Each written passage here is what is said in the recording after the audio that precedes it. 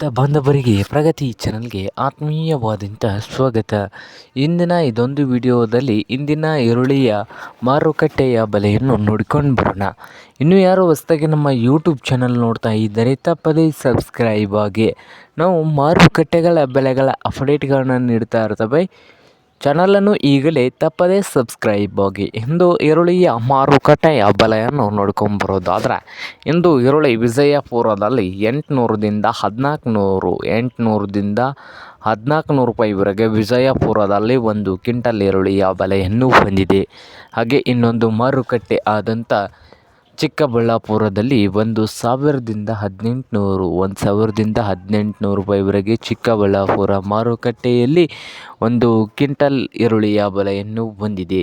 ಹಾಗೆ ಬದಾಮಿಯ ಮಾರುಕಟ್ಟೆಯಲ್ಲಿ ನೋಡೋದಾದರೆ, ಬದಾಮಿಯಲ್ಲಿ ಒಂದು ಕ್ವಿಂಟಲ್ಗೆ 800ದಿಂದ 1500 ರೂಪಾಯಿವರೆಗೆ ಬದಾಮಿಯ ಮಾರುಕಟ್ಟೆಯಲ್ಲಿ ಒಂದು ಕ್ವಿಂಟಲ್ ಈರುಳ್ಳಿಯ ಬೆಲೆಯನ್ನು ಹೊಂದಿದೆ. ಹಾಗೆ ಬಾಗಲಕೋಟೆಯಲ್ಲಿ ನೋಡೋದಾದರೆ 700 ರೂಪಾಯಿದಿಂದ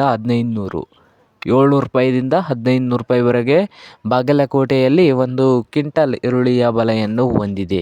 ಹಾಗೆ ಕೊಲ್ಹಾಪುರದಲ್ಲಿ ನೋಡೋದಾದರೆ ಒಂದು ಕ್ವಿಂಟಲ್ಗೆ 500 ರೂಪಾಯಿದಿಂದ 1200, ಮಹಾರಾಷ್ಟ್ರದ ಕೊಲ್ಹಾಪುರದಲ್ಲಿ 500 ರೂಪಾಯಿದಿಂದ 1200 ರೂಪಾಯಿವರೆಗೆ ಒಂದು ಕ್ವಿಂಟಲ್ ಈರುಳ್ಳಿಯ ಬೆಲೆಯನ್ನು ಹೊಂದಿದೆ. ನೋಡಿ ರೈತ ಬಾಂಧವರೇ.